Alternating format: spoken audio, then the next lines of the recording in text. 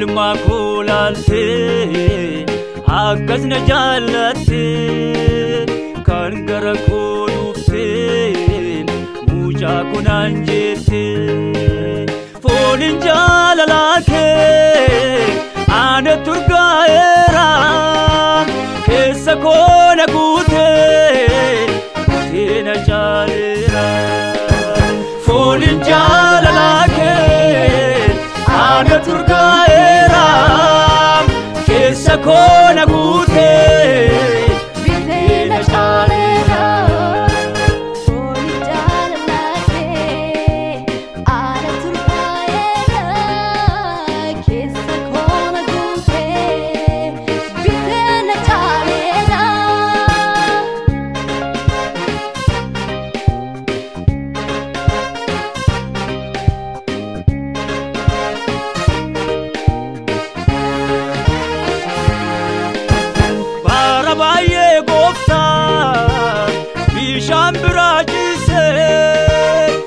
Yembo ature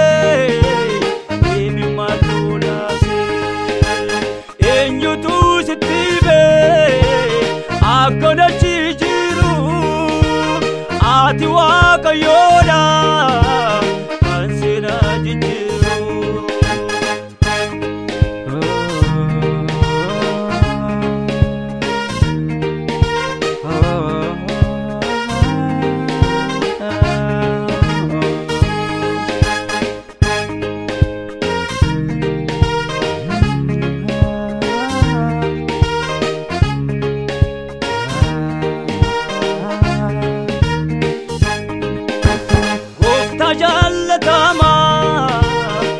Yisal manama si jajaden kufu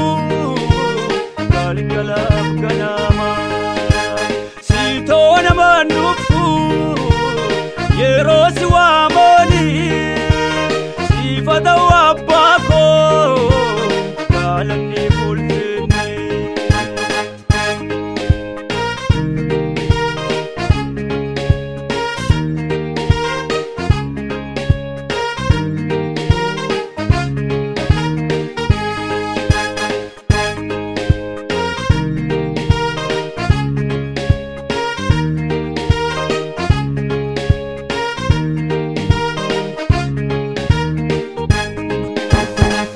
Kasumat gofta tolana jalatte kaneka ke Jesus injuru rawate gatina rajiru situna rabase arka kona kabe lafa ulla kase ya kunun sitita naftate mechu Karatina bibne kayodaf kachuko gammachudan gutte anan garakiya galatan gutabe amen alleluia amen alleluia amen alleluia amen alleluia amen hallelujah nakunu siteta naftate mituko karatina mifne kayona kachuko gammachudan gute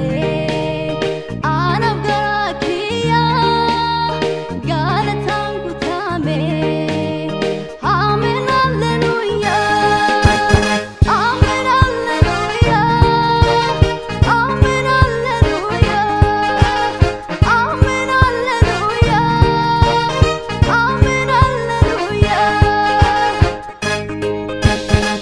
Agunu siteta naftate michuko karatina bifne kayodaf kachuko